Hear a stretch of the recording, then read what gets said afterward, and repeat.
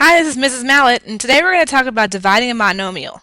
Now, when you're dividing with a monomial, what you want to do is you want to take each top piece and divide it by the bottom piece. So, for example, let's look at my example here, and let me get a different color. What you want to do is you want to take this piece first and divide that out. So you'll have 6m squared and divide that by 2m. So now let's go ahead and do that. 6 divided by 2 is 3. And remember your quotient rule. When you're dividing, you subtract your exponent. So 2 minus 1 is just 1m. Now you're going to do it again. Except for you're going to do it with a different piece. So we'll use purple this time. So now you're going to take this 2m right here and divide it out right there. So you have 2m divided by 2m, which is just 1. So now let's put that together. Let's put our final answer together. So now when we do that, we have 3m plus 1.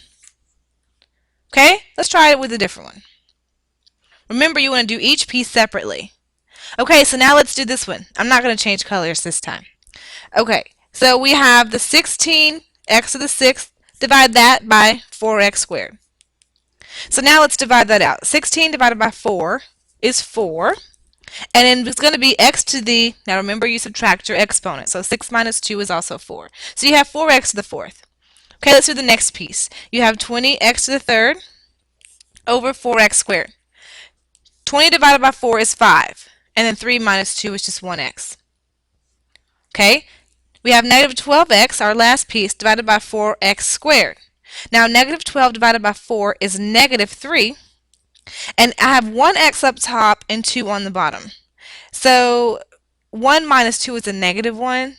But remember our negative exponent rules, you flip them.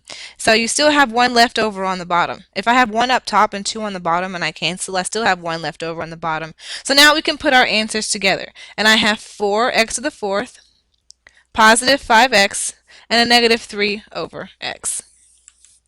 Okay, let's try it one more time. Let's take each piece separately and work with each piece. So 15 x to the 4th, y to the 4th, divided by 5xy. 15 divided by 5 is 3.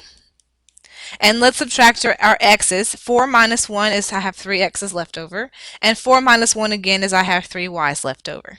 So now let's do the next piece. Negative 10xy divided by 5xy's. Your xy's cancel out. So negative 10 divided by 5 is going to be a negative 2. Now let's do our last piece. I have 1y over 5xy. Well, your y's are going to cancel out.